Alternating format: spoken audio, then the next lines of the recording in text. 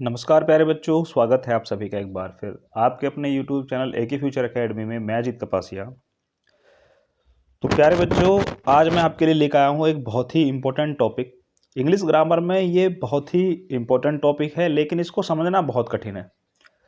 आप में से जितने भी लोग इस वीडियो को देख रहे हैं, कभी ना कभी इसके बारे में सुना होगा, पढ़ा होगा, लेकिन मैं इस बात की गारंटी देता हूँ कि 90% लोग ऐसे होंगे जिन्हें आज तक इसके बारे में समझ में नहीं आया है। टॉपिक का नाम है फ्रेज और क्लाउज। दोनों थोड़ी सी सिमिलियर हैं, इसलिए मैंने एक साथ इनको लिया है ताकि आपको जो इनके बीच में डिफरेंस है वो मैं आज बता सकूं। तो सबसे पहले आज हम जानेंगे कि difference between clause and phrase. Clause और फ्रेज में अंतर क्या है और सिमिलरिटी क्या क्या है जिनको लेकर के आप कंफ्यूज हो जाते हो। सबसे पहले जानते हैं फ्रेज के बारे में कि फ्रेज क्या होती है। तो फ्रेज क्या है? A phrase is a group of words that did not contain a subject and verb. Phrase जो होती है वो वर्ड यानी कि शब्दों का एक ग्रुप होता है, लेकिन जिसमें सब्जेक्ट और वर्ब नहीं होती है। फिर ये काम क्या करती है कि phrase is modify subject and object in a sentence to provide extra information. किसी भी सेंटेंस के अंदर फ्रेज जो होती हैं वो सब्जेक्ट को और ऑब्जेक्ट को मॉडिफाई करती हैं। क्या करती हैं? मॉडिफाई करती हैं, जिससे उनसे हमें एक्स्ट्रा जानकारी मिल सके या एक्स्ट्रा इन्फॉर्मेशन मिल सके। जैसे यहां पर मैंने कुछ एग्जांपल लिखे हैं आपके लिए। देखो, she has a ring of gold. अब ये जो रिंग ऑफ द गोल्ड है, रिंग ऑफ गोल्ड, ये इसमें क्या है? फ्रेज है। You will succeed in the long run. You will succeed in the long run. In the long run जो है ये इसमें यहां पर फ्रेज है। आगे देखते हैं। A group of words that function as a part of speech such as a noun phrase, adjective phrase, adverb phrase। यानी कि ये जो अभी आपको बताया था कि वर्ड्स का जो ग्रुप होता है जो कि पार्ट्स ऑफ स्पीच की तरह काम करता है। किसकी तरह काम करता है? पार्ट्स ऑफ स्पीच की तरह काम करता है। अगर वो नाउन की तरह काम करेगा तो नाउन फ्रेज कहेंगे, अगर वो एडजेक्टिव की तरह काम करेगा तो एडजेक्टिव कहेंगे, अगर वो एडवर्ब की तरह काम करेगा तो एडवर्ब कहेंगे, अगर वो प्रीपोजिशन की तरह काम करेगा तो उसे प्रीपोजिशनल फ्रेज कहेंगे। तो फ्रेज जो होती हैं वो चार प्रकार की होती हैं। काइंड ऑफ फ्रेज में आप देखो तो फ्रेज आपकी चार प्रकार की है। अगर किसी भी सेंटेंस में कोई फ्रेज नाउन की तरह काम कर रही है तो नाउन फ्रेज। कोई फ्रेज अगर आपकी एडजेक्टिव की तरह काम कर रही है, यानी कि जैसे पार्ट्स ऑफ स्पीच में आप पढ़ते हो, अगर ऐसे काम कर रही है तो एडजेक्टिव फ्रेज, एडवर्ब की तरह काम कर रही है तो एडवर्ब फ्रेज, और प्रीपोजिशन की तरह काम कर रही है तो प्रीपोजिशन फ्रेज। हालांकि अभी आपको समझ में नहीं आएगा, जब आप एग्जाम्पल देखोगे तो समझ में आएगा। देखो, अब हम देखते हैं सबसे पहले नाउन फ्रेज। नाउन फ्रेज क्या होती है? A noun phrase work like a noun in sentence. तो मैंने बता दिया कि जो फ्रेज किसी सेंटेंस में नाउन की तरह काम करती है उसे ही हम नाउन फ्रेज कहते हैं। जैसे कि इसको देखो यहां पर, the blue eyed boy in my cousin. The blue eyed boy यानी जिसकी आंखें नीली हैं वह मेरा क्या है? कजिन है। भाई, नीली आंखों वाला जो लड़का है वो मेरा क्या है? कजिन है। तो ये नीली आंखों वाला लड़का, ये क्या है? एक नाउन हो गई। क्या हो गई? Noun phrase. नीली आंखों वाला लड़का जो है ये क्या होगी? एक नाउन फ्रेज होगी सेंटेंस में। तो इसलिए इसे क्या बोलेंगे हम? Noun phrase. This umbrella is mine. यह छाता मेरा है। तो ये दिस अम्ब्रेला जो है ये भी क्या है? यहां पर नाउन फ्रेज है, क्योंकि नाउन की तरह काम कर रही है। आगे देखो एडजेक्टिव फ्रेज। एडजेक्टिव फ्रेज कैसे? An adjective and tell more about the verb और another adverb in a sentence. कि जब कोई एडजेक्टिव किसी सेंटेंस में वर्ब और एडवर्ब के बारे में अधिक जानकारी दे तो उसे हम एडजेक्टिव फ्रेज कहते हैं। या आप सीधे सीधे याद रख सकते हो कि यदि किसी सेंटेंस में कोई फ्रेज एडजेक्टिव फ्रेज की तरह या एडजेक्टिव की तरह काम करे, वही एडजेक्टिव फ्रेज कहलाती है। जैसे कि she wears a dress made of silk, he is a man of wealth. तो मेड ऑफ सिल्क और ऑफ वेल्थ ये जो है आपके एडजेक्टिव फ्रेज है। अब देखो एडवर्ब फ्रेज किसे कहते हैं? तो an adverb phrase work like a adverb and tell more about the verb और another adverb in sentence.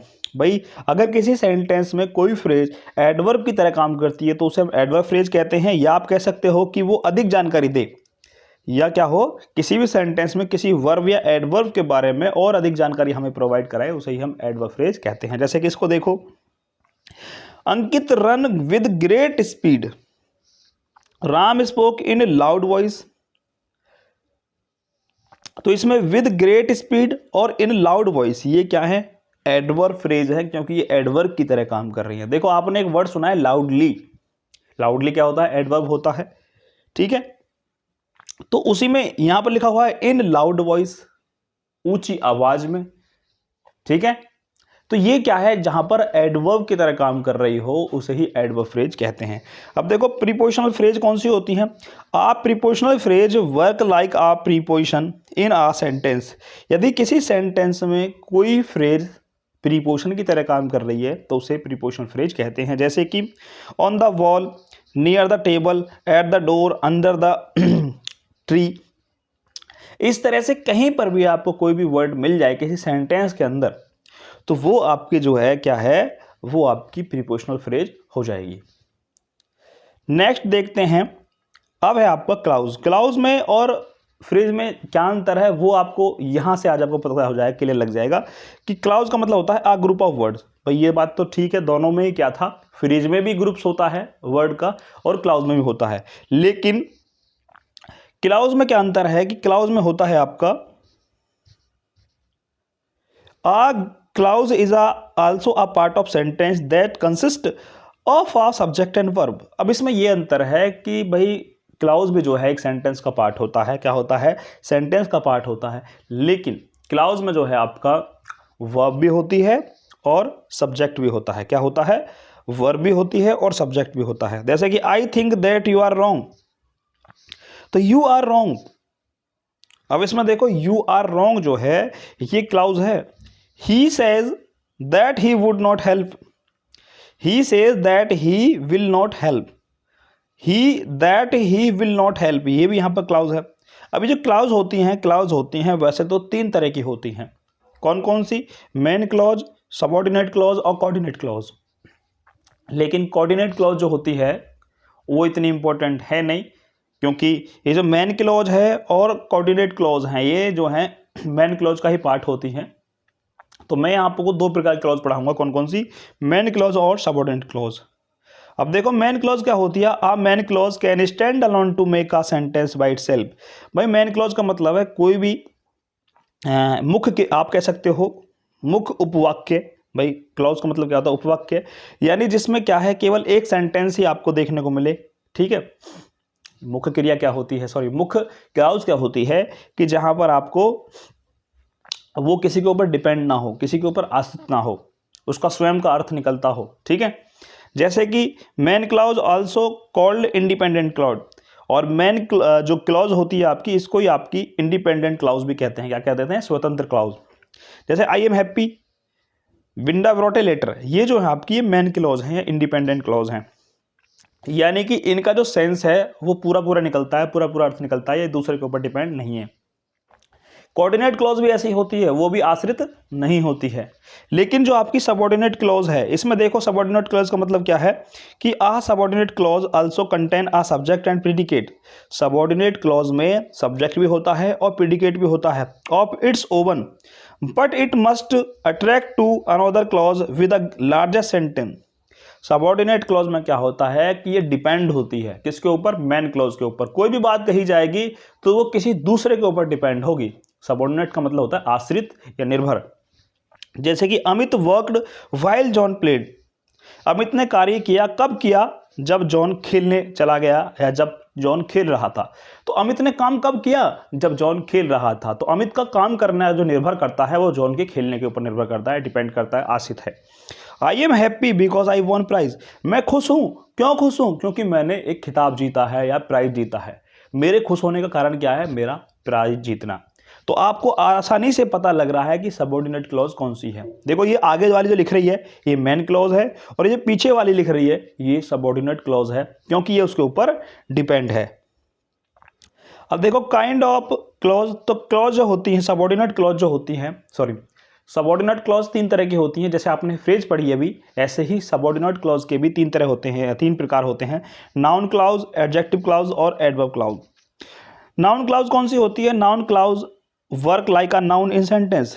Noun clause जो हैं ये सेंटेंस में नाउन की तरह कार्य करती हैं। अभी फ्रेज में भी ऐसे ही आपने पढ़ा था, बिल्कुल सेम चल रहे हैं हम, सिमिलर चल रहे हैं, बस थोड़ा थोड़ा सा अंतर है।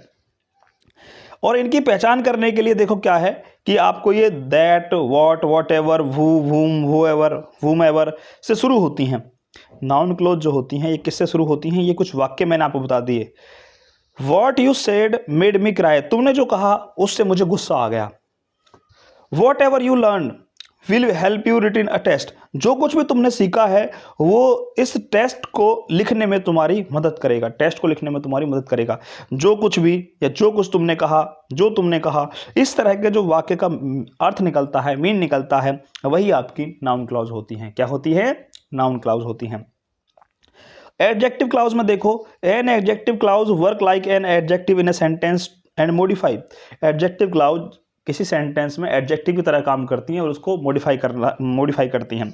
इनकी पहचान देखो, अभी जो आपने देखा कुछ उनमें से ही आपको मिल जाएंगे, जैसे कि दैट, हु, हुम, विच, हुज, लेकिन आपके स्टार्टिंग में नहीं आ रहे, ये कहाँ से आ रहे हैं? लास्ट वाले में। या आप कह सकते हो सेकंड वाक्य जो स्टार्ट हो रहा है वो इनसे स्टार्ट हो रहा है कि we wear a shirt which look nice, मैंने वो वाली जो है शर्ट पहनी जो दिखने में अच्छी लगती है। आई मीट द बॉय, मैं उस लड़के से मिला, हु हैड हेल्प मी, जिसने मेरी सहायता की थी। ठीक है, जो जिसने, लेकिन अब ये स्टार्टिंग में ना आकर के कहाँ आ रहे हैं? बीच में आ रहे हैं, दूसरे सेंटेंस को शुरू होने से पहले आ रहे हैं। अगर आप विच और वू को देखते हो, वैसे तो ये WH फैमिली में आ रहे हैं, क्वेश्चन वर्ड का काम करते हैं, ठीक है, लेकिन जब इनके पीछे आपको क्वेश्चन वर्ड नहीं मिलता है तब ये क्या है? फिर क्लाउज हैं। और क्लाउज में क्या आ रहे हैं फिर? ये या तो नाउन क्लाउज हैं या फिर क्या है? एडजेक्टिव क्लाउज हैं या एडवर्ब क्लाउज हैं। अब देखो एडवर्ब क्लाउज क्या होती है? An adverb clause work like a adverb and modify a verb adjective clause and another word adverb in clause in sentence. जो एडवर्ब क्लाउज होती है वो एडवर्ब की तरह काम करती है किसी सेंटेंस में। वो किसी वर्ब को, एडजेक्टिव को या क्लॉज को या फिर किसी अनदर एडवर्ब क्लॉज को भी क्या करती है? मॉडिफाई करती है। इनकी पहचान देखो, इनमें क्या लिखा मिलेगा आपको? यहाँ आपको बीच में मिल जाएगा after, before, since, while, as, ये एज लिखा हुआ है, by the time, as soon as, when, whenever, until, because, now, that, as long as, so that, though, whereas, although, even if, unless, only if, even if, provided, that, in case, ये सारे word आपको जो है देखने को मिल सकते हैं। और इसमें क्या है? आपको टाइम, कारण और प्रभाव, कॉन्ट्रेस्ट, कंडीशन, इस तरह की चीज़ें आपको सेंटेंसेस के बीच में मिलती हैं, तब इनकी पहचान कर सकते हो कि ये एडवर्ब क्लॉज है। जैसे कि डोंट गो बिफोर ही कम, उसके जाने से पहले मत जाओ, तो don't go before he comes. तो देखो बिफोर आ गया, इससे आप पहचान कर सकते हो कि कौन सी क्लॉज है, तो ये क्लॉज है आपकी adverb clause. He take medicine because he is, उसने दवाइयाँ ली क्योंकि वह बीमार है। क्या है? बीमार है, उसका दवाई ली उसने क्योंकि वो क्या है? बीमार है। तो ये जो वर्ड हैं, इन वर्ड से आप उनकी पहचान कर सकते हो बहुत अच्छे से। तो ये थी आज आपकी फ्रेज और क्लॉज से रिलेटेड वीडियो। आई होप आपको समझ में आई होगी। अगर अब भी आपको समझ में नहीं आई है तो कमेंट करके बता देना, मैं आपको इनकी एक्सरसाइज करवा दूंगा बहुत सारी। तब आप जितने ज़्यादा आप एग्जाम्पल करते हो, जितने ज़्यादा प्रैक्टिस करते हो, उससे चीज़ें बहुत ज़्यादा समझ में आती हैं। कई बार क्या होता है कि सीधी सीधी डेफिनेशन आपको समझ में नहीं आती है, ठीक है। तो एक तो इस तरह से आपको समझ में आ सकती है कि आप आसान से आसान अपनी डेफिनेशन बना लें उसकी, तब समझ में अच्छे से आती है, या फिर आप ज़्यादा से ज़्यादा एग्जाम्पल करें, ठीक है। तो अगर कोई भी चीज़, कुछ भी चीज़ मैं आपको पढ़ाता हूँ वो आसानी से आपको समझ में नहीं आती है, तो आप ज़्यादा से ज़्यादा जो है उसके प्रैक्टिस कर सकते हैं, और आपकी प्रैक्टिस सीट मैं आपको प्रोवाइड करा दूंगा। तो वीडियो कैसी लगी, वीडियो कमेंट करके जरूर बताएं, और नेक्स्ट हम कुछ नया टॉपिक स्टार्ट करेंगे। मिलते हैं नेक्स्ट वीडियो में, तब तक बने रहो।